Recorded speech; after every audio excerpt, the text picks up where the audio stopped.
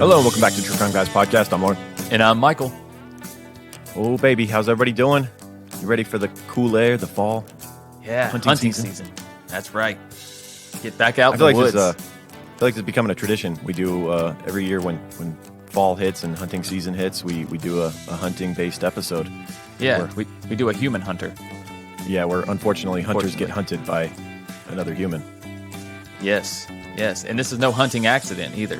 Hope this doesn't up your paranoia for hunting season, guys. Right. Be careful when you're out there. You might be being stalked yourself. Who knows? All these gentlemen thought that they were out enjoying a nice day fishing or walking a field, scoping out where they were going to hunt. They became prey. That's right. Insane, man. Yeah, so if that doesn't get you ready for this episode enough, I don't know what will. Seriously, what else do we have to say?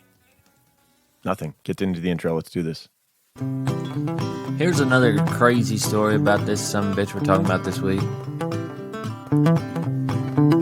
We like to hunt people. Out there in goddamn Ohio. One time the investigator asked him, he said, "You want to see the autopsy pictures?" Dillon said, "Yeah, I want to see them all. Show them to me." Investigator said, "All right." Dillon said, "I never saw them in color. What the hell?" Investigator said, "We'll show you some pictures." Dillon began flipping through the pictures. He said, "Not the neatest job in the world, was it?" The investigator sat there for a minute looking at him, puzzled. He said, "The shooting?" And, "No, it's not." Dillon interrupted him. He said, "No. I meant this autopsy. Jeez, it's a dirty job, I tell you."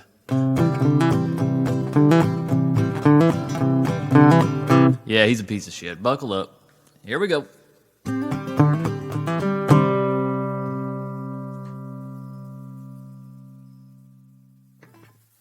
Okay, Google, what does the expression "mailing it in" mean? According to your dictionary, to deliver a performance without commitment or effort, with lackluster results. Yep. Nailed it.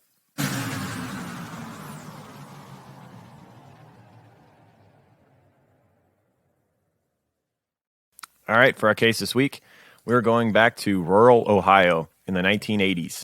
Yeah, as somebody who grew up in Las Vegas and was lived in a valley and surrounded by mountains. If you've ever been to Vegas or lived here, like, I don't know, as someone who grew up here, it just weirds me out when I go to flat places. I'm just like, where's the fucking mountains? I feel very exposed right now. Oh, I see what you're saying. Yeah, when it's flat all the way. Because the valley's flat, but you're right. Every direction you look in Vegas, there's mountains. Yes. And around Vegas. Yeah, everywhere is just a bowl. It's like you go from this valley to that valley. Yep. Yeah, I see what you mean. The rural counties of southern Ohio are hilly, rocky, and wide open, and in the late 1980s, it was a place where people could leave their doors unlocked and violent crime was almost unheard of. Until a certain person came of age and yes, he did.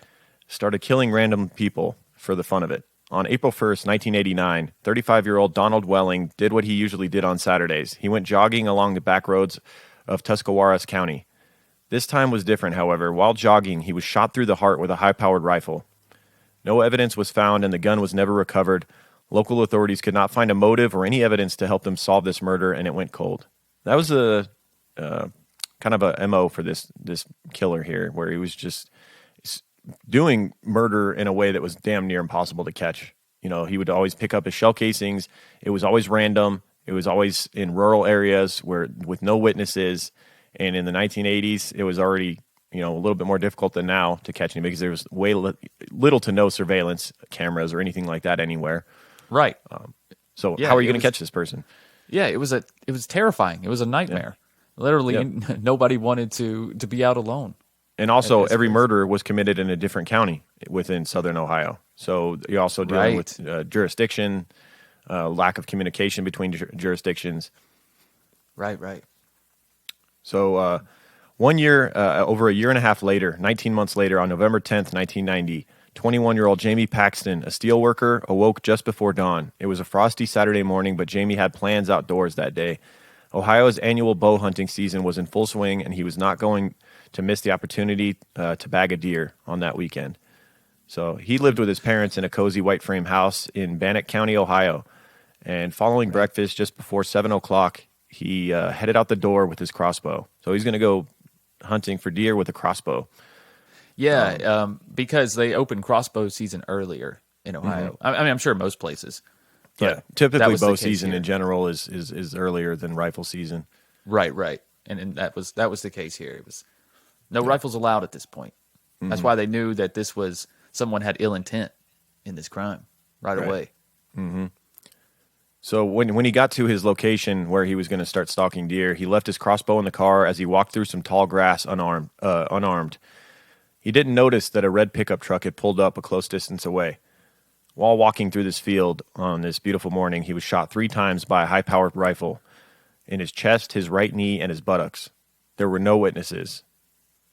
This murder was in a different county as the first one, at Belmont County, and it rocked the community. Hunting accidents happened every now and then, but this was clearly no accident.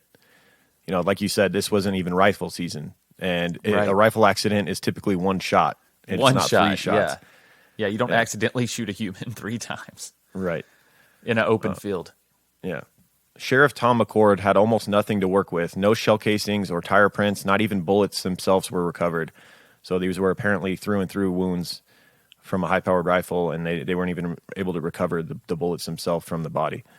And after interviewing Jamie Paxton's family members and friends, they were unable to find any motive for the murder. Everyone knew him, liked him, and they were just shocked. Like no one would want to kill Jamie. He was a good guy. Everybody liked him. He was just getting started. He was only 21 years old. Yeah. But like we've seen in the past, the victim's mother, Jean Paxton, was compelled to action. So many times mothers crack cases in the cases we do, man, where they will not give up. Right. It's mother's love, bro. It's mother's love. And again, he was living at home with his parents. You know what I mean? Mm-hmm. They were still living every day with him. Yep. Yeah, his mother had made him breakfast that morning before he went off to hunt. Right. Oh, my God. Yeah. So Jean Paxton began sending letters to a local newspaper, the Margin Ferry Times-Leader. We have some quotes from these letters that she would write, trying to get a response from the killer. She just wanted, she was trying to lure him out of darkness. She says, every time I would sit down to write a letter, I would say a prayer. I would say, please, God, give me the right words to say to find the killer of my son. So in one of the letters, we have a quote. She says, to the murderer of my son, Jamie, would it be easier if I wrote words of hate? I can't because I don't feel hate. I feel deep sorrow for losing my son. You took a light from my life last November and left me with many days of darkness. Have you ever thought of your own death? It'll happen unless you confess your sin and ask for God's forgiveness. You will face the fire and fury of hell at your own death. Also, in one of the letters, she wrote to the person that they had Jamie's blood on their hands, and no matter how many times they washed their hands, Jamie's blood would still be there. Quote, how can you touch members of your family with the hands that have killed? Powerful words from a mother. Yes, and the newspaper, credit to them, would continue to publish this and try to lure this killer out. Right. Yeah, she's really trying to incite him. And what we know most killers are narcissistic. And this stuff got to him a little bit. It got to him. That shit planted because he would eventually write back and crack this case. It would take a while, but... Right. But his murder of Jamie Paxton was one that stuck with him more than the others. And you have to wonder why. And it's got to be the mother. The fact that his mother got involved and made it personal. Yep. He's seen the consequences of the lives torn apart from this senseless act that he feels like he has to do for the first time. I mean, it doesn't stop him, but it sticks with him. Yeah. However, initially, as she was writing and these letters were published in the newspaper, it seemed as though the killer, if reading Jean's letters, seemed to have no effect on him. Just 18 days after Jamie's murder, the killer struck again. On November 28th, 1990, 30-year-old Kevin Loring from Duxbury, Massachusetts, was deer hunting in Muskingum County, about 40 miles from where Jamie was killed. Kevin was with some friends that day, which made it a little bit different than the 2 prior killings where they were solo, they were alone, it was kind of easy pickings. Kevin had a group of friends that he was hunting with, but after they all sat down for lunch, he finished first and decided to get a head start on them. And while walking across the field alone, he became prey. He was killed by a single gunshot wound to the face from a high-powered rifle. All three murders at this point had been committed in different counties, making it more difficult for a connection for the murders to be made between the county's officials. Police and Kevin Loring's murder decided that it was probably a hunting accident, though. Really? Yeah. Same type of murder? Well, once again, they're different counties, and they were unaware of the other two murders. It's just amazing to me, though, because, like, well, I don't know. This is all southern Ohio. These counties they've got to be fairly close. Obviously, this dude's hunting. And a lot of times we talked about the first two murders were 40 miles apart. So I was like, how are they not getting reports of something like this happening? But then again, because they're not working assuming together. They're accidents. We know that. You know that. Police.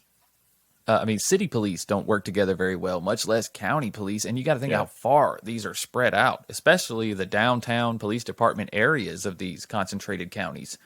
You know what I mean? They're very spread out. And this is also evidence early that Thomas Dillon, he must know something about serial killers, right? He must be looking into serial killers in some way, shape, or form in order to know that he needs to drive around to all these different counties. Otherwise, why wouldn't you just drive around in places you know? You know what I'm saying? It seems like he's gotten a little smarter, like he's done a little research as far as this spreading these murders out like this. And he did one shot. He was probably more careful, and he took this guy out in one shot so it could look like a hunting accident. Because I'm sure in the second murder that was reported, where he shot the guy 3 times, I'm sure it was reported that this was obviously not an accident. And he was like, "Ooh, well, that doesn't look good." Yeah, well, see what I'm saying? So I don't know if he cared much about that, because I think he assumed he was never going to be caught as long as he picked up his shell casings and there was no witnesses of him actually, his truck or something like that. But as far as like why he shot the dude in the head one shot, I think he was trying to shoot Jamie and kill him with one shot as well. He just kept missing. I think he was basically using these dudes as like target practice. This is something that once we find out who this killer is and we learn more about him, that he just used all kinds of life as target practice, as well as all sorts of different pieces of property. Street signs, he was just always driving around shooting at everything just for fun. Yeah. So he's almost like a kid with a BB gun. To not get caught as it was just he was just aiming for the head for fun type of thing. It sounds sick, but I think that's what it was. I agree. He's a kid with a BB gun, man. Yeah, he had like no impulse control. Yeah. Yeah, so the police, as we mentioned, in Kevin Loring's murder, decided that it was probably a hunting accident, and for a while that was that. Meanwhile, Jean Paxton was still writing to the killer. She was published frequently in the newspaper even into 1991, nearly a year after her son's murder. Finally, she got what she wanted, a response from the killer. He wrote back using a typewriter. The letter arrived at the Martin Ferry Times-Leader a few days before the one-year anniversary of Jamie's death. Quote, "I killed Jamie Paxton. I did not know him. I had not ever seen him before in my life, and he never said a word to me on that Saturday. Quote, Paxton was killed because of an irresistible compulsion that had taken over my life to turn into a merciless killer with no conscience. I know when I left my house that day that someone would die by my hand. I thought no more of shooting Paxton than shooting a bottle at the dump. I'm an average-looking person with a family, a job, and a home. I was very drunk, and a voice inside my head said, 'Do it.' I stopped my car behind Jamie's and got out. Jamie started walking very slowly down the hill toward the road. He appeared to be looking past me at something in the distance. I raised my rifle to my shoulder and lined him up in the sights. It took at least 5 seconds to take careful aim. My first shot was off a little bit and hit him in the right chest. He groaned and went down.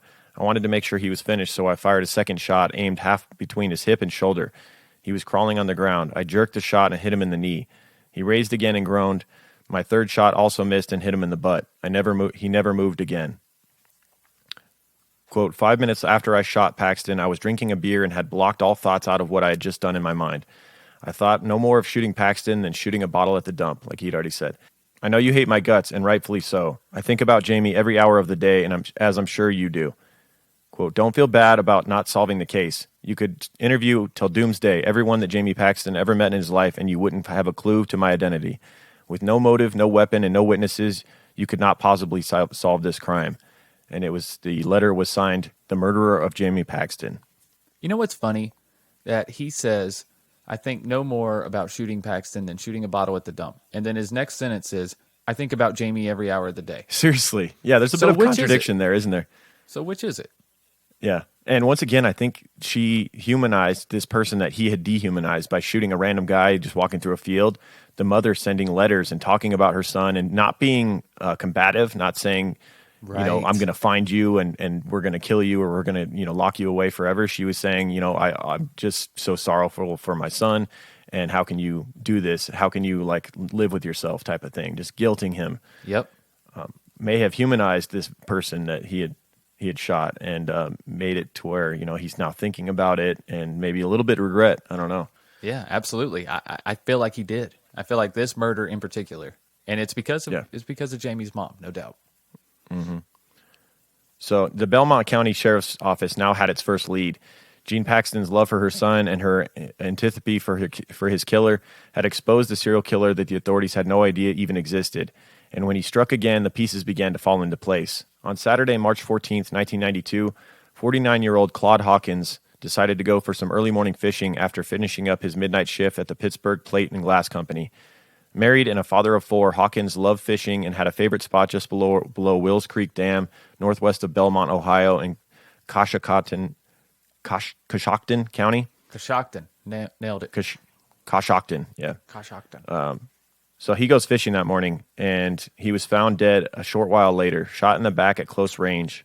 Since the Hawkins murder occurred on federal land, that was a big mistake by the killer. Was. The FBI would be called in, and they would start connecting the pieces that these different jurisdictions hadn't done yet and realize that they had a serial killer who was randomly killing people out in rural areas. Special Agent Harry Trombitis from the Columbus Field Office was one of the officers assigned to the case. He says, quote, "Usually you would find some type of shell casing in the area. I remember looking very hard, metal detectors, hands on knees for any shell casings in that. None were ever found. And so there was something, if in fact we had somebody who was evidence conscious enough to pick up the shell casing after they had shot and killed somebody. We were dealing with a different brand of person here." So the FBI was convinced that the Hawkins murder was not a solitary event, just because they were so cautious as to leave no evidence behind. Exactly. This couldn't have been someone this was their first murder. And they knew that the murder was attempted at close range.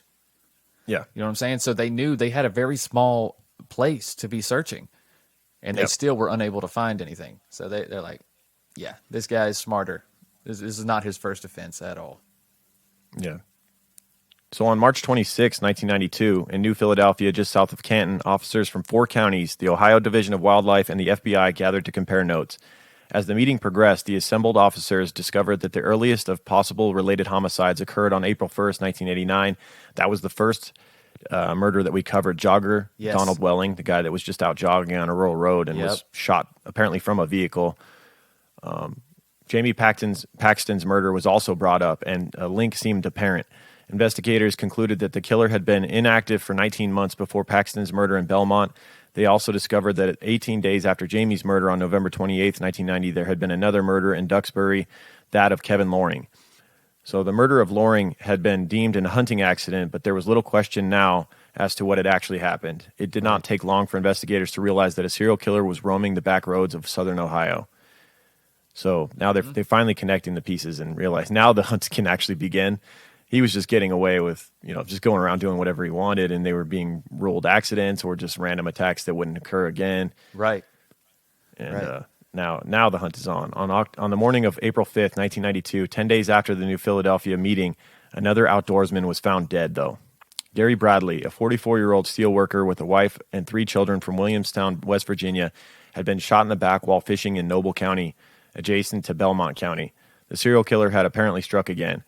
In early May, 5-county federal and local investigative task force was established. So, as we noticed with so many serial killer cases we cover, they end up forming a task force, which is quite necessary oftentimes. Absolutely, because you have to cover the escape that the serial killer is traveling, and this guy's you need to put your heads place. together and really get a game plan to catch someone like this. Right. You know what? You need to start scoping out rural roads and really get a bunch of surveillance going and follow every lead. I'm sure that this was considered in their research and investigation of this case, but in the documentary I watched, they never talked about how all of the killings were in a close proximity to a road. It's not like this guy was hunting people. He wasn't going out into the woods. He was just pulling up. They were and all then aiming at them. Yeah. From there. Yeah. I feel like that helped in a way. I think having everything in close proximity to the road because, like you said, it's after the shot, he had to immediately get in the car, drive away. And then sometimes he would dispose of the gun or immediately go and, trade the gun as well. But yeah, I never seen any mention of that. They act like, oh, there's all this land. And I'm like, well, not necessarily. It's got to be in eyesight of the road. You know what I mean? All of these murders, even the fishing murders, he pulled up alongside the bank on a back road, shot him through the woods. Why they just, from what it looked like to me, where I saw the overhead shots on Google and whatnot, it looked like people could just walk down the embankment right down to the river and they were fishing there, or the lake, whatever. Yeah. It makes me wonder, on the Kevin Loring murder, he was the one where he was with friends and they were eating lunch. It's like, I have a feeling the killer didn't know he was with a group of friends. He was driving down the road and saw Kevin come out into this field alone and assumed that he had no friends. He could have easily gotten spotted on that one. He could have left several witnesses on that one. Oh, yeah, for sure. I agree. The same thing. They were probably eating lunch somewhere in the shade. You know what I'm saying? And before they got started, he took off across the field to go get his position, and he thought he was by himself. Absolutely. Yeah, if anybody approached him or even looked in his direction, I think he doesn't take the shot. I feel like he's that type of killer.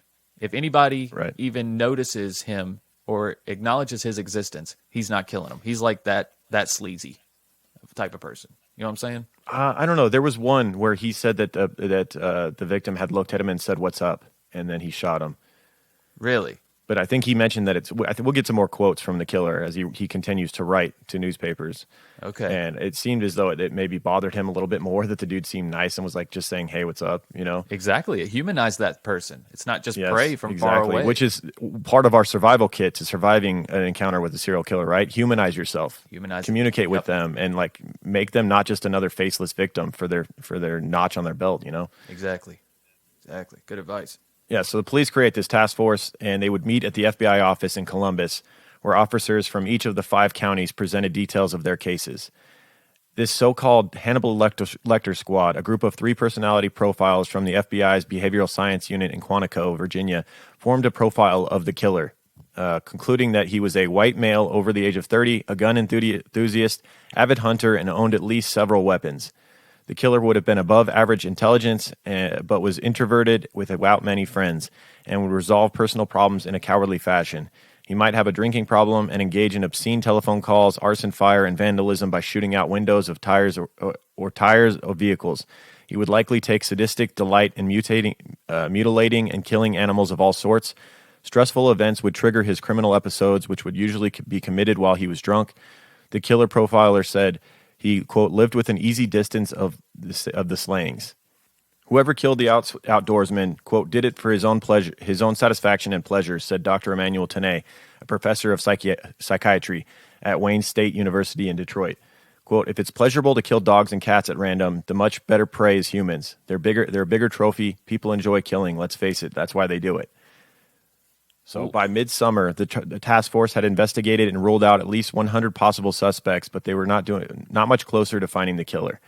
I think it's important real quick after we find out much more about the killer, how damn accurate this FBI profile was yet again. And it's almost like, you're like, dude, is this real? Like, did they make this afterwards, after catching the killer? Sometimes I'm like, there's no way they were this fucking accurate. Because like that's literally a perfect description of the person that we're doing in this episode. I know. And we see this often. But it is hard to tell. Yeah. It's like, because they don't release any of the information until after the case. So it's right? Did you have it? You just want to seem really smart. Yeah, I get it.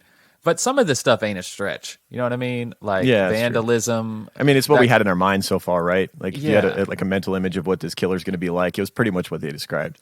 Right. Killing animals, being sadistic towards animals. Yeah. All that shit lines up. Even arson.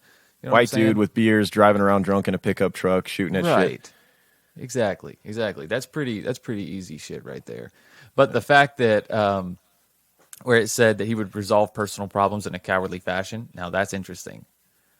Right. You know what I'm saying? Because you would think somebody who's like, it's a cowardly crime that he's committing. You know, he's just shooting randomly at people from a distance. There's no confrontation involved.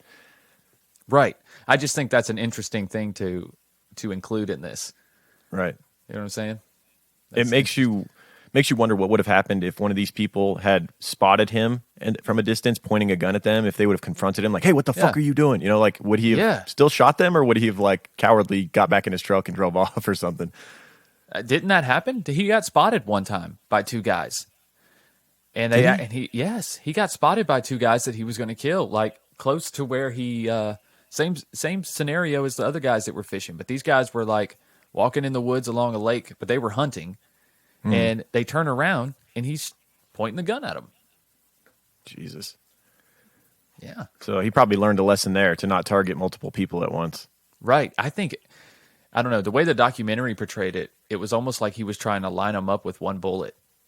Right. You know what I'm saying? And then they turned, and then the other guy came out from behind the other guy. You see what I'm saying? Maybe he didn't even see that there were two people. Oh, yeah. You know what I'm saying? And then the other guy stood up, and he was like, oh, shit, there's two people here. Yep. And that may have been what scared him off, because there was the scenario like you brought up earlier where the guy did approach him, but it was just one guy. So you can silence him real quick. But when there's two, you know. And also that guy didn't come at him with a combative tone. It was, what's up, Exactly. So he was unsuspecting still. He wasn't on his guard. Yeah. So on July 30th, 1992, which would have been Jamie Paxton's 23rd birthday, his mother, Jean, sent another letter to the newspaper. She described how she baked her son's favorite cake that day, quote, but Jamie wasn't there to enjoy it. There's a small child in our family whose biggest worry was who's going to blow out the candles on Jamie's cake. The next time there's a birthday party in your family, I hope you think of the cake on our table and know that the reason Jamie wasn't here to blow out, you're the reason Jamie wasn't there to blow out the candles. Gee, she's really like pulling at the heartstrings. Let him have it. Yeah. In August, investigators concluded that the killer was not going to risk sending another letter himself and decided to go public. In a press release to the media, they explained that they suspected a serial killer was hunting outdoorsmen in a loose cluster in eastern Ohio counties. The headline of the Saturday, August 22nd edition of the Plain Dealer said, quote, slayings linked in rural Ohio. The article stated that 5 sportsmen had been murdered, and investigators suspected a single serial sniper in their deaths. The paper also included a copy of the FBI's suspect profile. And this FBI profile they created that we said was deadly accurate comes up with an informant because, basically this thing was so accurate that they put out in the newspaper. Someone that knew the killer was like, I know that motherfucker. Yeah, I know exactly who that is. Yep. Thank God they did this because they debated going live with all this information. Right. Because I'm sure they still kept quite a few details close to the vest, Right. Yeah, probably. So an informant comes forward on August 26, 1992. Tuscarawas County Sheriff's Detective Sergeant Walter Wilson got a call from 43-year-old Richard Fry. Apparently, Fry had read the August 11, 1992 report in the newspaper, and he says, quote, I'd like to meet with you. I saw the reports about the task force that had been formed to solve the killings, and I just think I got the guy who should be investigated as a possible suspect. The man, Fry, was nervous about coming into the station, so Detective Wilson agreed to meet with him at a private location outside of town that day. During their meeting, Fry explained that Wilson that the profile sounded a lot like an old high school buddy of his, a guy named Tom Dillon. An employee of the Canton Water Department in the 1970s, Fry said he and Dillon often drove around eastern Ohio together, drinking beer, shooting road signs, and committing minor acts of arson. Fry recounted his What were you going to say? I said, oh, really? Yeah, right. Sorry, you're under arrest. No, I'm just kidding. Yeah, right. So you're the guy. That's what you're saying. Yeah, seriously. Fry recounted his conversation to David Knox and 2 other Akron Beacon Journal reporters. Quote, back in the year we graduated, we were having a problem with some other kids at high school. One of these standoffs, you throw something at my car, I throw something at your car, but nobody ever throws a punch. One night, one of the other guys kicked his car. Tom pulled out his gun and took a shot at the guy. I asked him this, quote, did you really mean to hit him? And he said, yes, I meant to hit him. I used to go out hunting with him because we were gun enthusiasts. In the beginning, it was all pretty legitimate, but then we started hitting these dumps in southern Stark County. We'd go down there hunting rats and things. I remember we ran into a couple of scraggly dogs one time. They were all diseased. They were sick. I remember they had open sores. Tom said, do you think I should kill them? And I said, well, you'd probably be doing them a favor. I remember him shooting them. I didn't think too much about it. Wild dogs can be vicious. Then he started shooting dogs, just dogs along the road. I said, Tom, shooting a wild dog is one thing, but that dog doesn't look very wild to me. He said, you can't let them damn things be running around. I let it go by once or twice. Then I said, Tom, you got to quit it or I won't go out with you. These are somebody's pets. Somebody loves them. It's not right to do that. Mm-hmm. So it sounds like the guy. Yeah, this definitely sounds like the guy. Also, they used to discuss serial killers, so that could be a red flag as well, right? Yeah. Fry said, we used to discuss serial killers too, especially Ted Bundy. Tom was fascinated by Bundy. In time, Fry said, Dillon became more sadistic. Quote, once we were driving back from Atwood Lake in Carroll County, Tom pulled off to the side of the road, pulled out his gun, and started shooting at this farmer. Apparently, the farmer was a good way off, 200-300 yards. One of the others in the car protested, what the hell are you doing? Dillon explained that he couldn't hit a target that distance with a pistol, so I'm just plinking at him. Quote, I didn't have anything more to do with him. In fact, I'd see him someplace and I didn't even wave to him or talk with him. So this friend had written him off because this dude became so sadistic and was becoming more and more dangerous every time they went out. It was now starting to shoot at people randomly from distance, which sounds exactly like the serial killer that they're trying to find. Absolutely. Man, this guy was just living with this information too. Just waiting like, oh my God, is somebody going to get killed if I don't come forward with this? And then he saw this write-up and he's like, I have to. This is an element that I love to cases that we cover sometimes where you get insider knowledge from a person close to the killer as to their thought process and their progression into the crimes that they do. This is almost like something you shouldn't get to hear, like a voyeur type of thing, where it's like you get to hear these private conversations between the friend of the killer and the killer and why he does the things he does. It's interesting psychology here.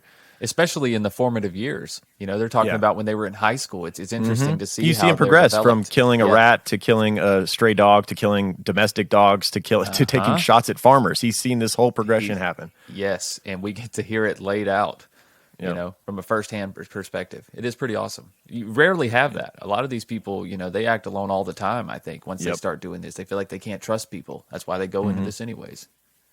Yeah. Fry continues. He says, I ran into Dillon again in Newcomerstown in southern Tuscarawas County in about 1986. This was the first I'd spoken to him in a long time. I said, what in the world are you doing clear down here? He said, oh, just driving around, this and that. When I saw him in Newcomerstown, I thought, he's moving farther south because he's up to his old ways. They moved to the Ohio Gun Collectors Association gun show up to Cleveland, and I wasn't a member, so Dillon invited me to be his guest. He said he'd stopped killing animals, so I said, I guess we can be friends again. You promise, Tom. Right. Pinky promise you won't shoot any more domestic dogs or shoot at farmers anymore. Oh, my God. He says, I remember one time he and I were driving, and he said, quote, do you realize I can go out into the country and find somebody there, and there are no witnesses? You can shoot them. There's no motive. Do you realize how easy murder would be to get away with? I said, yeah, but why would you do it? On a trip to the gun show last summer, we were talking about Ted Bundy and how a guy can get away with all that. Tom said, do you think I've ever killed somebody? The question really caught me off guard. I said, no, I don't think so. And he said, that just proves how well you don't know me. The way he said that to me was really scary. I'd never seen him act like that before. I thought to myself, has anybody been shot? I think you know the answer to that. Yeah, Fry. I think you know that, bud. I would be thinking hey, bro, drop me off at this gas station up here. Mm-hmm. That's what I'd be thinking. I'm sure at this point, as much as he said to the police, they're like, I've heard enough. Where the fuck does this guy live? Yeah, really. But they still have to get something, though. Yeah. So he would go on to say that Dillon lived with his family in Magnolia, about 75 miles from where Jamie Paxton had been murdered. And it didn't take long for them to find ample evidence to support Fry's claims about Thomas Dillon's penchant for killing animals and vandalism. On September 20th, 1992, a witness saw a red Toyota pickup truck similar to Dillon's near the spot where a dog had been killed in Tuscarawas County. A .25 caliber slug was removed from the animal's body. Fry confirmed that Dillon owned a .25 caliber rifle, and detectives Wilson's request bought it from Dillon. Days later, a ballistic match was made. So now they're using this informant to gain a weapon from the killer that had been used in killing of random animals. Right. And they're able to make a match. So now they got something to work with. They still don't have evidence that connects him to an actual murder of a human. But when Wilson ran a check on Dillon's history of firearms purchases, he learned that Dillon had bought numerous weapons from licensed federal firearms dealers. The dealers' records showed that Dillon had bought at least 18 weapons in the last few years, including 2 Mausers of the kind that was used to kill 4 of the 5 outdoorsmen. So now they know he's got the type of weapon that's been used in these crimes. Yep. Detective Wilson dug deeper into Dillon's past, beginning with his employment records. His 22-year record at the water department where he worked was good, but his criminal record was more interesting. In 1969, while still a student at Ohio State University, he had been investigated for possessing a Russian mortar military weapon. Oh, shit. My God, what would you have? Like, what would you need that for? Yeah, what do you need that for, dude? Where'd you get it from? Fucking mortar. Like, that's not even something you can go out and just like see. People go, what would you need an AR-15 for? Whatever. Like, there's people that just really truly enjoy shooting things like that. I understand it. Also, you don't really need it, but it's like, but I want it. So but the mortar thing, because at least the AR, you can go out to like a gun range and you can shoot it. Right. I'm not sure there's any places you can go shoot a Russian mortar military weapon. I don't where think it's legal. So. I don't know. I don't think so. But if anybody would have it, yeah, it would definitely be Dillon. Probably some war vet brought it back, lived in like rural Ohio. He bought it from him at a gun show or some shit. Stinking flea market. So authorities did not press charges, citing that the mortar was more of a collector's item than a weapon. Mm-hmm. A second, more recent and illuminating incident had occurred in August of 1991. Dillon had been cited by a game warden for illegal target practice near a state hunting area in southern Stark County. In a search of his pickup truck, the warden had seized a .22 caliber pistol with a silencer. Dillon later pleaded guilty to possessing an illegal silencer and was released on bond on condition that he not possess any firearms. He was awaiting trial or awaiting final sentencing for that. The more the task force dug into Dillon's past, the more likely a suspect he became. The task force began tailing Dillon began tailing him from the air and ground on mid-October 1992, and they just witnessed him doing all the things you would expect him to be doing, just driving around rural roads, shooting at shit. During their surveillance, officers followed Dillon on a weekend jaunt of 75 to 125 miles over county roads in Belmont, Harrison, Tuscarawas, Holmes, Cochin, and Carroll counties. He often stopped for a beer and would sometimes be drinking as early as 7:15 in the morning. On November 8th, 1992, they got to witness an example of his vandalism firsthand. He went on a shooting spree targeting electric meters, oil well pumps, and stop signs. He also stopped next to a car with a for sale sign on it, picked up a large rock, and threw it through the windshield. Jesus Christ. He's just doing just some a one-man destruction shit, crew. This is some bullshit high school angst shit right here. What the fuck? Right? Who's still doing this? That's crazy that he's still doing this as a grown man with a family. Right? It's almost like he stopped maturing, or the impulse control part of his brain just stopped maturing at like a high school age. Maybe he had some head trauma that we don't know about. I was going to say, we're going to go through his background more extensively in a few minutes, but I don't recall there being any instances that were reported of head trauma, but it makes you wonder because he sure seems to have zero impulse control. Yes, I agree 100%.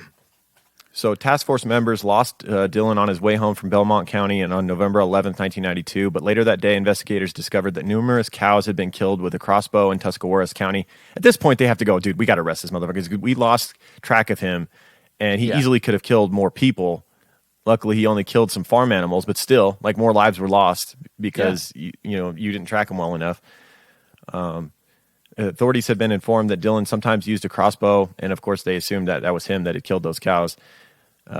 So Richard Fry helped obtain several of Dillon's arrows, and they were the same model and style as the arrows recovered from the dead cows. They would follow him still to a gun show in New Philadelphia on November 21st, 1992, where he bought a .22 caliber rifle. The purchase of the gun was enough to arrest Dillon for violating his bond on the silencer charge, but there was still nothing linking him to the killings of the outdoorsmen. Investigators faced a tough decision. By waiting to arrest him, they risked losing him and giving him a chance to kill again. And Ohio's deer season would open on November 30th, 1992, drawing more than 300,000 hunters into the woods. Oh, no. So they decided not to take the gamble, I think wisely. Because they would have allowed someone else to be killed. So they arrested him outside of Tuscarawas County, outside of a convenience store on November 27th, 1992, hoping that a search of his home would reveal some other damning evidence. Unfortunately, and I found this incredible, they didn't find anything initially. They searched his house, his Toyota pickup truck, camper, office, what would and they safety find? I mean, there's nothing to find. Weapons from the murders, I would think. He's going to these gun shows frequently and changing these weapons out. Swapping out the guns. Yes. Yeah. He's selling and swapping and trading guns. I bet he rarely keeps a gun that he committed a murder with. He probably kills a person, then gets rid of that gun before the next one, right? And doesn't hold on to it for very long. Absolutely. Yeah. I think that's what he's doing, 100%. Yeah. Yeah, so they search all these things and they turn up nothing. 5 days later, at his bond hearing, prosecutors revealed that Dillon was the prime suspect in 5 killings. And the barrage of publicity that followed the Dillon's arrest finally gave the task force the break they needed. On December 4th, 1992, a Stark County man came forward and told investigators that he had bought a 6.5 by 55 millimeter Swedish Mauser rifle from Dillon at a Mazzillion gun show on April 6th. So I think you're 100% spot on. He kills a person with a gun, then he takes it to a gun show and swaps it out for another one. Yep. The man turned in the rifle and receipt over to investigators. Ballistic tests matched the bullets recovered from Gary Bradley's gun and from Gary Bradley and Claude Hawkins with the rifle. So the 2 victims that had been killed with that Mauser, the ballistics matched the gun that he had in his possession prior to selling it. Right. And on January 22nd, 1993, a Noble County grand jury indicted Dillon on 2 counts of aggravated murder with death penalty specifications, and his bond was set at $1 million. So they got him now. They at least got him for 2 of the murders. Noble County prosecutor Lucian Young wanted to seek indictments on all 5 slayings, but because of publicity about Dillon, he went ahead with 2, planning to file other charges at a later date. Officials at the Stark County Jail placed Dillon on homicide watch after 2 strips of blanket were found in his cell. One of the strips had reportedly been fashioned into a noose, and he claimed that the strips were used to cover his eyes while he slept. Shortly after that incident, Dillon told a mental health counselor that he would, quote, strangle inmates if he had the chance, and he wouldn't shed a tear. So that's bullshit. He's just trying to get in solitary. Because that's all it is, right? 100%. There's no way he's going to commit that sort of personal murder like that with his bare hands. He's a coward that shoots from a distance at people. Hell, he'll get fucked up. He tries to strangle somebody in prison. Right. He just wants to get in solitary because he threw a fit when he was after he got convicted about going to like the most what do you call it? The high security prison in Ohio. That's what it was, dude. That was the most gangster move on Jean Hawkins, the mother of one of the victims. She ensures she gets a giant petition. We'll talk about that in a little bit. Yeah. But she ensures that he goes to the maximum security prison, the most dangerous one. That's what he deserves. Awesome. Yep. You want to be a hunter? Here's a hunting ground for you. That's right. Yep. Now you're in with some real beasts. That's right. So let's go through Thomas Lee Dillon's background here real quick. He was born in Canton, Ohio on July 9th, 1950, and shares a birthday with Tom Hanks, O.J. Simpson, and Fred Savage. Well, 2 out of 3 ain't bad. I'm a big Wonder Years fan, so I'm a Fred Savage fan. Fred Savage. The portrait of innocence, childhood innocence. And then you have O.J. Simpson, born the same day. Crazy, right? Right. And then you have one of the greatest actors ever in Tom Hanks. Oh, Tom Hanks. That's right. Who else can pull off something like in some of the most iconic films of our time. Yes. Absolutely. That's inarguable. I remember my mom showing me the movie Big when I was a kid, and I was like, wow, this is awesome. Because it's like every kid's dream. It's like, if I look like an adult, I could do whatever the hell I want. Right. Have you seen that movie, Tom Hanks? It's been so long. Yeah, I think I saw it when I was a kid. Yeah, that was my first introduction to Tom Hanks. But man, the scope of films that he's done, like the different parts that like he's really got range, as an actor. Oh, absolutely. He's done it all. He really has. He's done comedies. He's been done a war shit hero. Like Castaway, he's been Forrest Da Vinci Gump. Code. He's been, you name it. He's done it. Yeah. Saving Private Ryan. Yeah. He's done Freaking Castaway. Fantastic. Yeah. Yep. So Thomas Lee Dillon, born in 1950, his father succumbed to Hodgkin's disease and died when he was 15 months old. A psychologist, Jeffrey Smalden, said that Dillon viewed his mother as a cold woman who never praised or punished him. Common thread with serial killers, right? Male serial killers, their mother being very cold, and their father not being in their lives. So she never praised him, but she also didn't punish him. So she was That's just almost not worse. there. That's worse. It's almost worse, right? The lack of attention all around. You're right. That's just being cold, almost like you're an inconvenience. Yep. You're right. That is worse because at least they punish you. They care something about the way you're acting. Yeah. The psychologist continued, quote, Dillon has no memories of his mother ever hugging him, kissing him, or telling him she loved him. Classmates from Glenwood High School in Plain Township remembered Dillon as an extremely intelligent person, but a loner. In his 1968 senior yearbook, it listed him as having no extracurricular activities. Shocker. A classmate named Ronald Skelton said, quote, he was a person who marched to the beat of a different drum, separated from the mainstream. His school didn't offer arson classes, so he had to do his shit after school. Yeah. Got to get it in somehow. That's right. Dillon loved to hunt. He simply liked to kill and enjoyed watching animals suffer. As a teenager, he began to count the number of animals that he had killed on a calendar in his bedroom. Now that's a little when you start to worry. Yeah. If you find a calendar with a kill count on it in your kid's bedroom, you might want to take him to therapy. You might want to intervene right here. Yeah. Now's the time. No doubt. Maybe a little past the time, but you should intervene. But an absent mother who didn't give a shit probably don't even know this is going on. She didn't even. She was completely unaware of the calendar, right. I'm sure. Yeah, exactly. Yeah. Following high school, Dillon attended Kent State University's Stark campus and later Ohio State University. Quote, in the summer months, we would all hang out at Willow Springs swimming pool on 55th Street, said a man who remembers Dillon. I just ran around with him a couple years. We all drank together. I never saw him shoot a gun, but I heard other people talking about him. Crazy Dillon went out drinking and he was shooting a pistol at this window, or he shot the windows out of a school. I heard things like that a couple of times. Thomas Dillon would go on to graduate from Ohio State in 1972 and went to work as a draftsman for the Canton Water Department. In 1978, he married Catherine Elsis, a nurse from Alliance, Ohio. Were you kind of surprised that he got a degree and I am from got the kind of a prestigious Ohio job? State.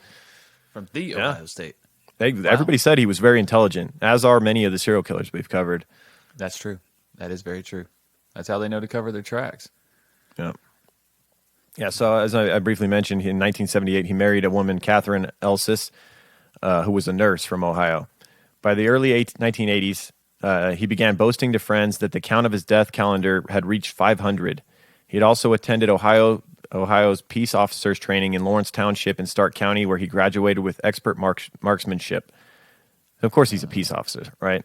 Right. It's such a common theme. Like you see, he's very BTK-esque, where he's got a family at home. He's living this normal life, but also he wants to be like an authority figure while simultaneously committing random acts of violence and arson and shit like that. Right. Yeah. He wants to be respected, but also be impulsive and do what the hell he wants.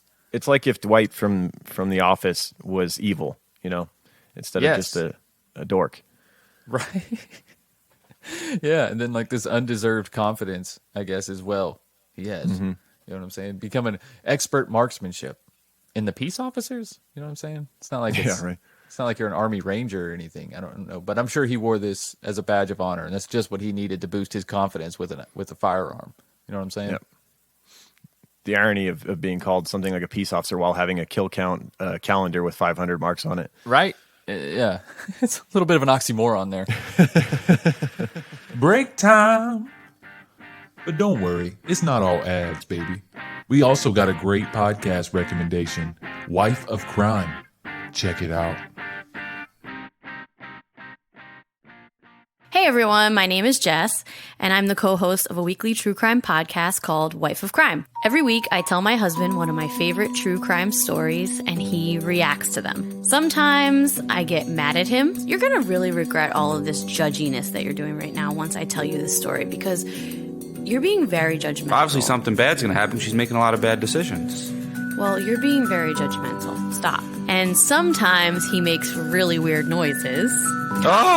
He now thinks that he's an FBI profiler. Yeah. How about that? Rust a profile, a placebo effect. But most of the time, he just has really funny color commentary. Wow, so he's sitting in his human leather chair, eating fruity pebbles out of a skull. You can find us wherever you listen to podcasts and check us out on Instagram at Wife of Crime Pod. What's up, creepers? Let me tell you about today's sponsor, Noom. Making the world a healthier place. It's like having a trainer, a nutritionist, and a health coach with you at all times. Noom is unlike anything you've tried. They use a psychology-based approach. Instead of strict rules, they empower you with the knowledge to build smarter, more sustainable habits. Noom helps to reshape your relationship with eating, often asking you not just what you're eating, but why you're eating it. Everybody's journey is different, so Noom customizes a program for you based on your personal goals. I've been using the app for a few weeks now, and I noticed a big change in my behavior. Every day, just checking in with my Noom professional and having my goals set that I look at that's a big part of life, just having goals set and written down that you look at. And, you track your weight on there, you track your diet, you think about why you're doing the things you're doing, and it starts to change your behaviors. It's nourishing instead of restrictive. One beautiful thing about Noom is that no food is totally off limits.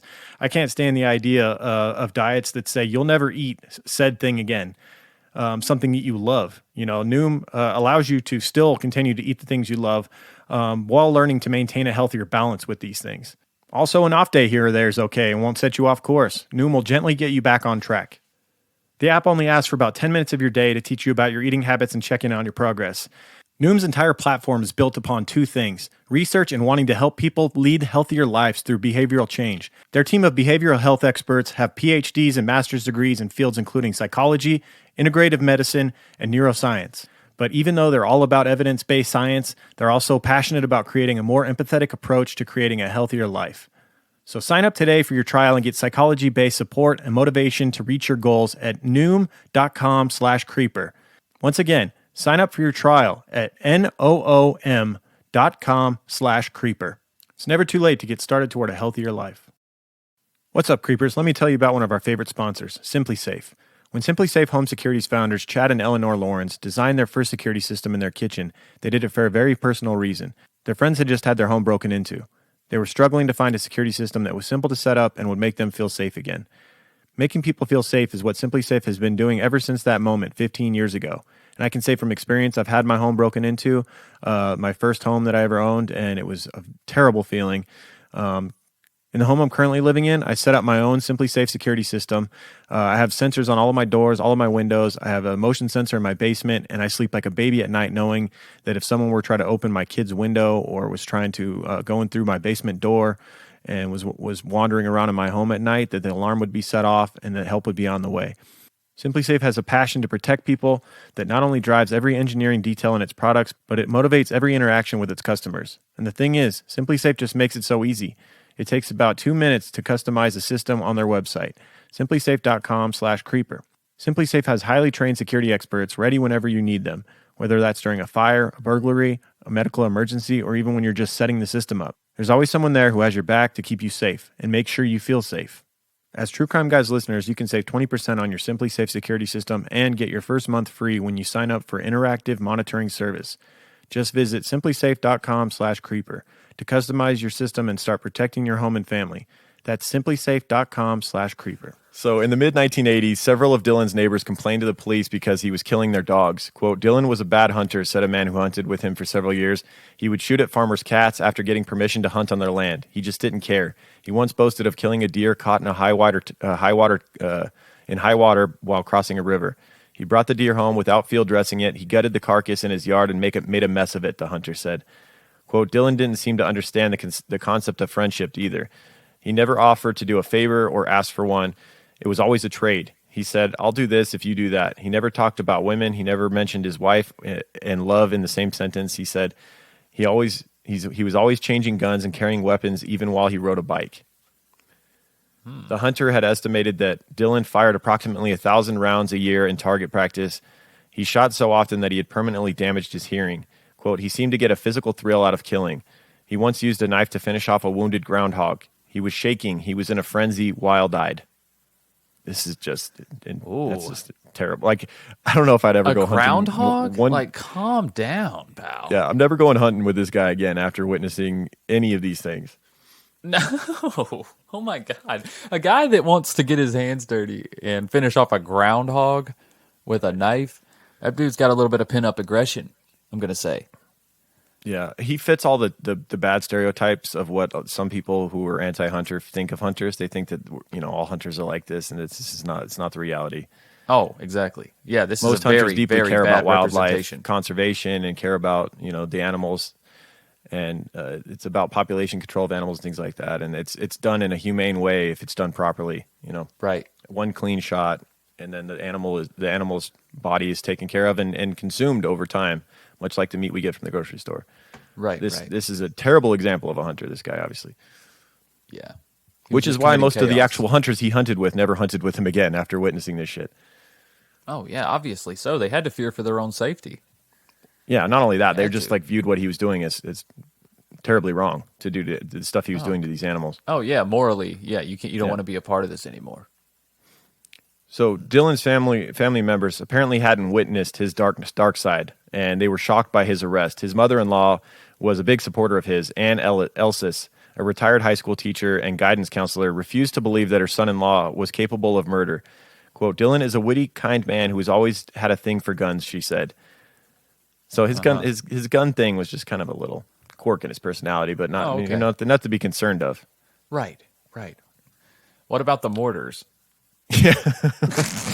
What about all the what about all the knives? Fires he started and all the bodies that have amassed and his calendar with 500 marks on it? What about the 500 animal death count calendar? What about that? Yeah, that he brags about to everybody. What about that? Such a kind man. He just has a thing for guns.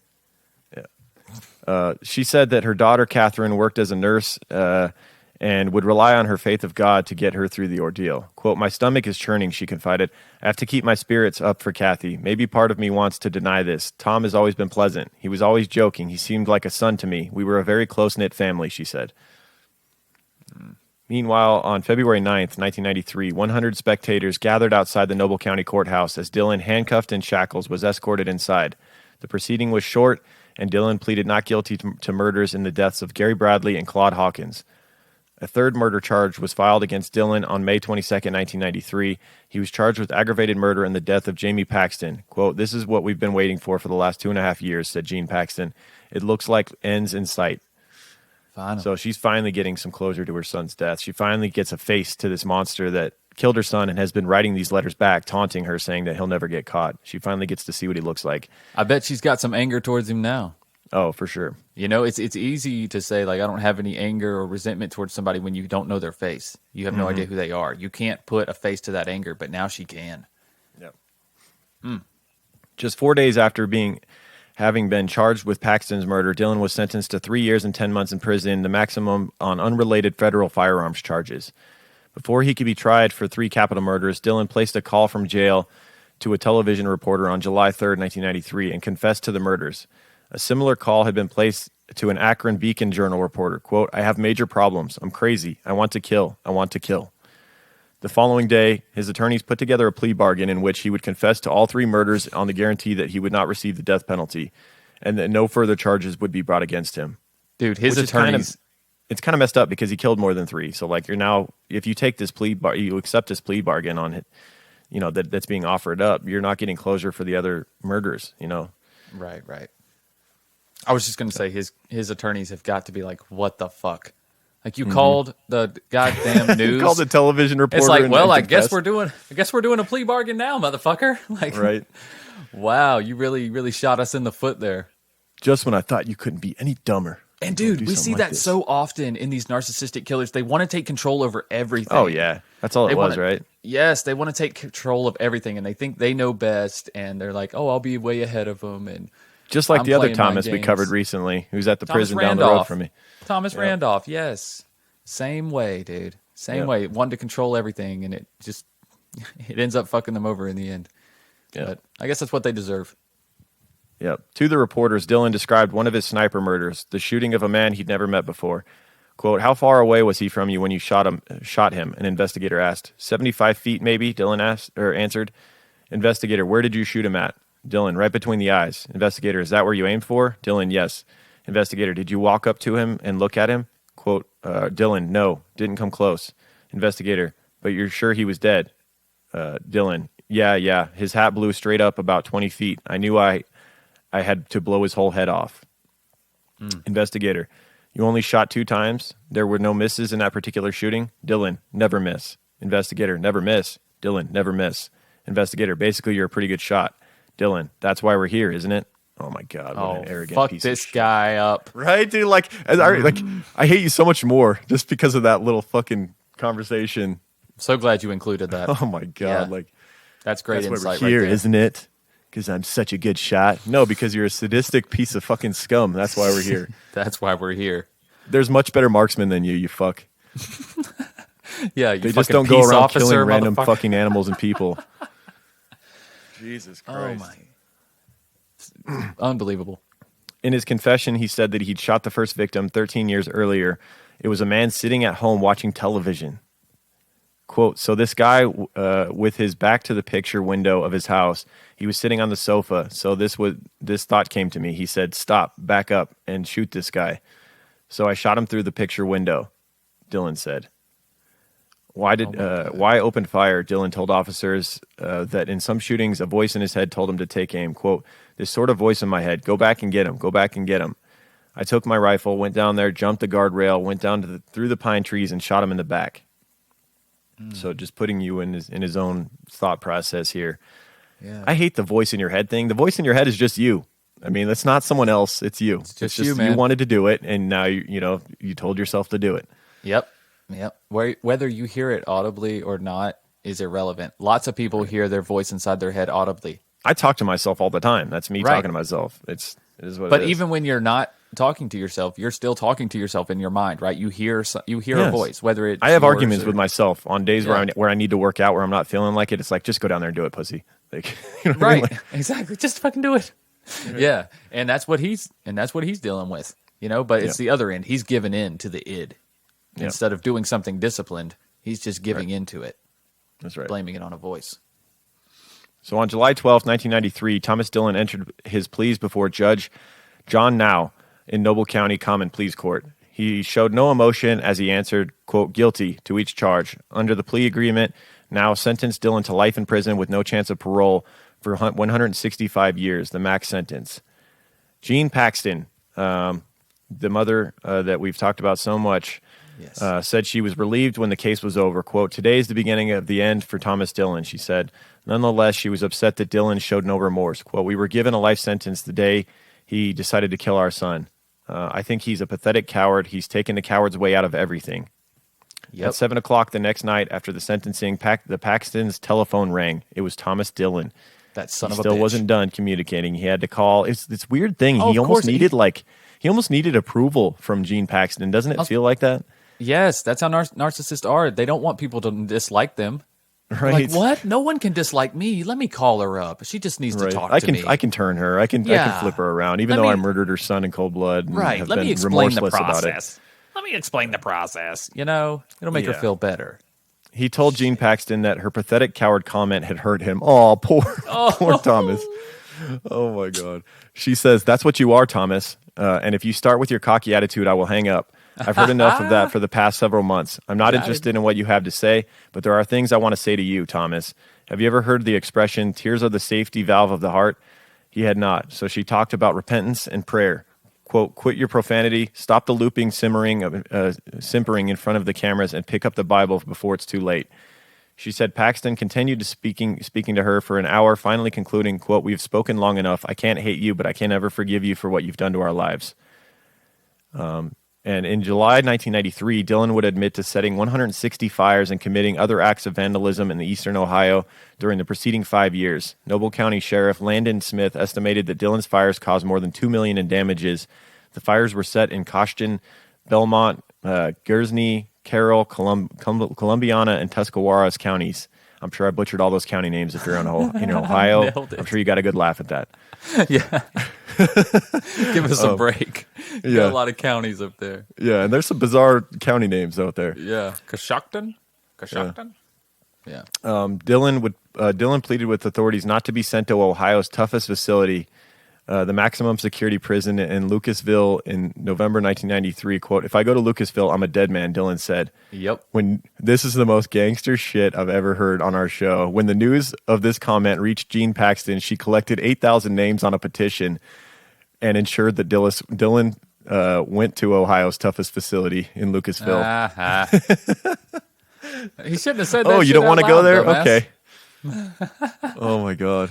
Yeah. So much for not harboring a little bit of hate there, Mama Jean. Nah, rightfully so. Rightfully so, though. You know what I'm saying? Love it. She deserves that. Yeah. And so does he.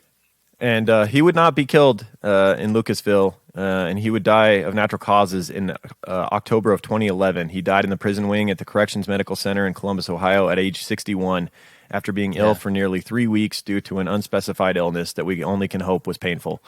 I was about to say, at least he suffered for 3 weeks, hopefully. Yep. That's good. That's good. He doesn't even deserve the quick death that his victims got. You know what I'm saying? He deserves to fucking suffer. Yep. Too bad he didn't get the shit beat out of him and killed like freaking Dahmer or whatever. Well, hopefully he got, he got bent over a few times while he was in that maximum security prison and had to suffer and get beat up a bunch of times and all that. So. Yeah, I'm sure it changed his perception a little bit. Yeah. Probably thought he wasn't quite the god that he once was. Yeah. So that's our case. Wow. Thomas Lee Dillon. Be careful out there if you're a hunter this hunting season. That's keep right. an eye out for other hunters. Wear orange and yeah. And wear unscented deodorant. Although, if you wore orange, that actually would have made you more of a target for a motherfucker like this. He would just spot you easier. That's what I was thinking. That's exactly what he's looking for. He's actually looking for orange. Yeah. But yeah, that's still good advice, though, because you like to think that most hunters aren't trying to kill people. Right. But yeah, but if you are going hunting, you're gonna need something to keep you dry. You don't want to be smelling that BO. But Oh My Guy has a great unscented option as well, so you won't tip yourself off to the deer. Exactly. That's what we're looking for, guys. If you don't know what Oh My Guy is, it's an innovative, all-natural deodorant, fragrance, and beard oil company specializing in paraben and aluminum-free products.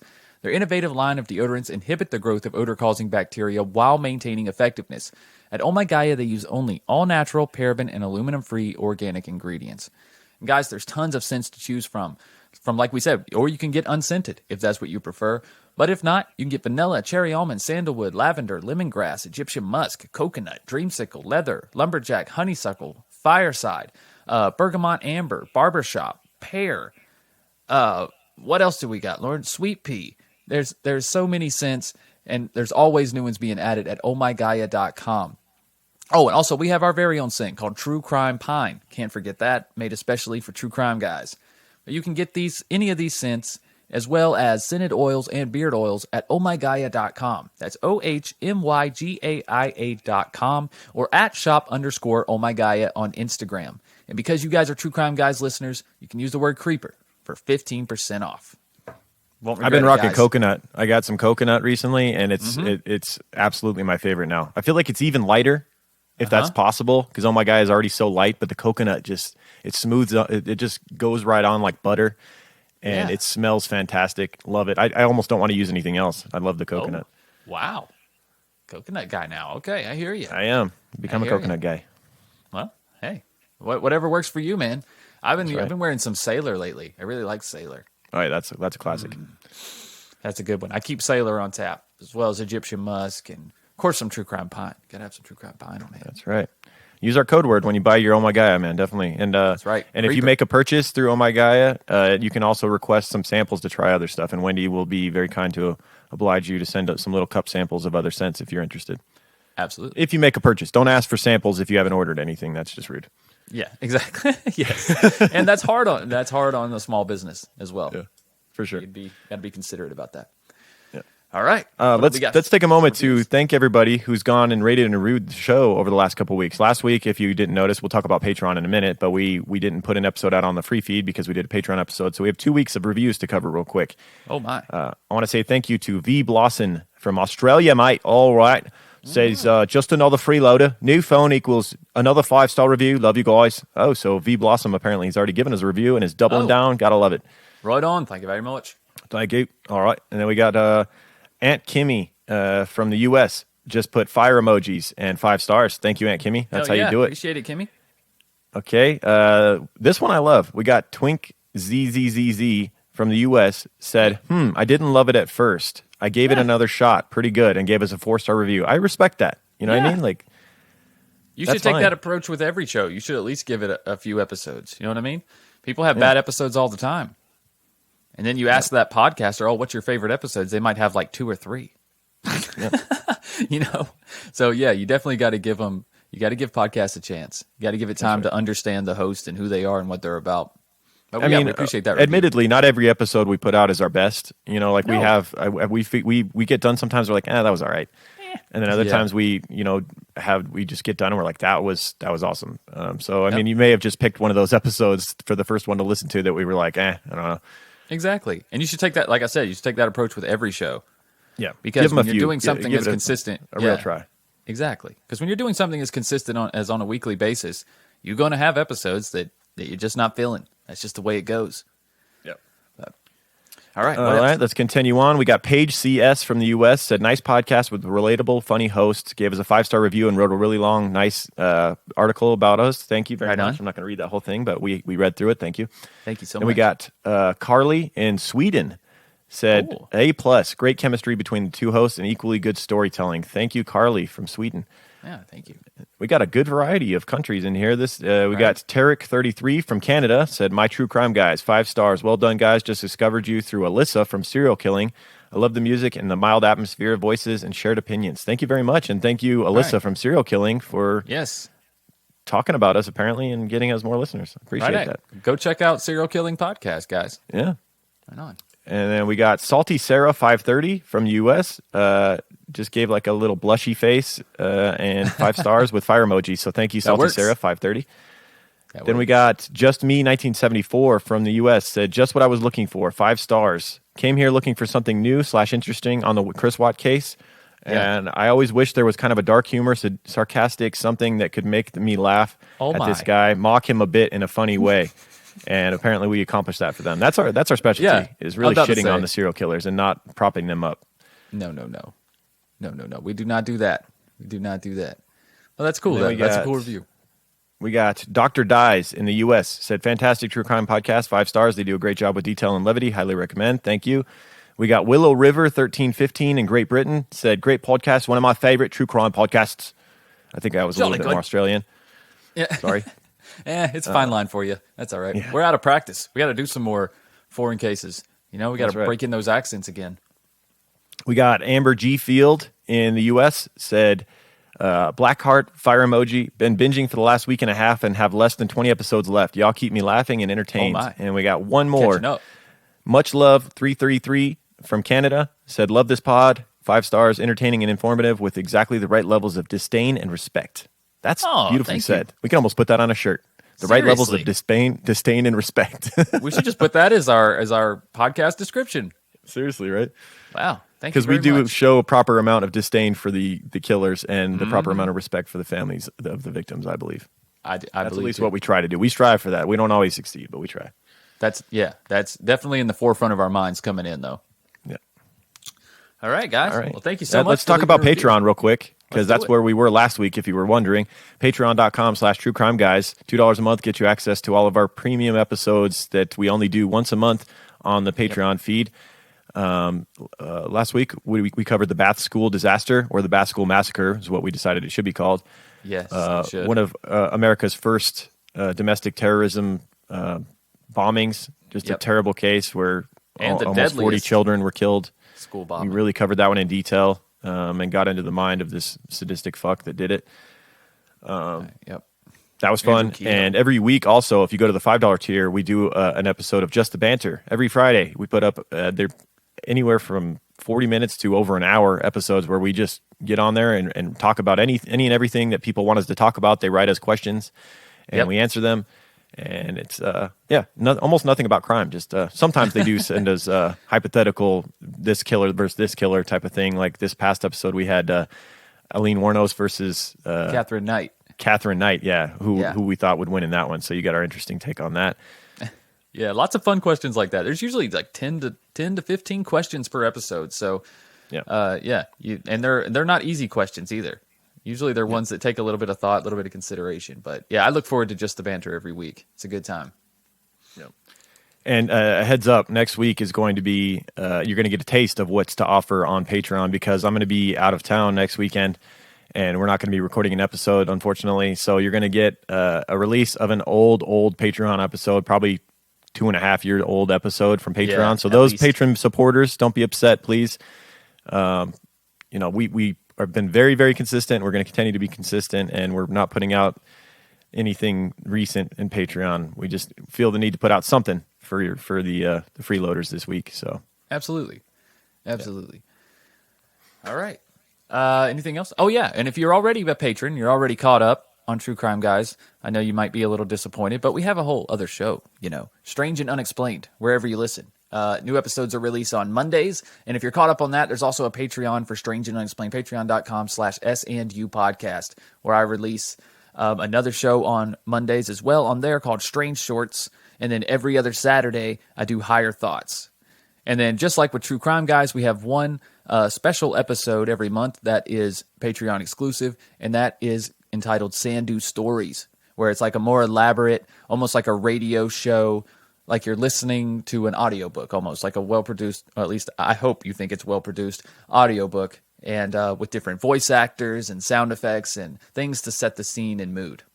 So that's all at patreon.com/S&U podcast, wherever you listen. And guys, right below the description of this episode, just like every single episode, you will see True Crime Guys link tree right there. It says in big letters, everything True Crime Guys. Click that link tree and you'll see everything we have to offer in True Crime Guys Productions, from our YouTube channel to our Spotify album to our link to our podcast on Spotify, our merch, anything True Crime Guys you can find right there.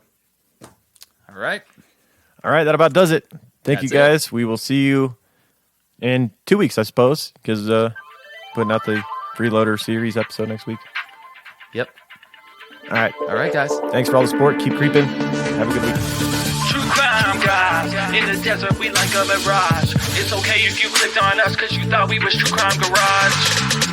Now we ain't mad at you, sit down, let us talk at you.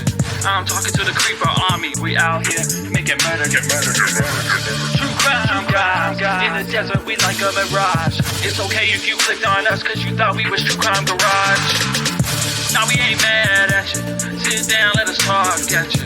I'm talking to the creeper army, we out here making murder charming.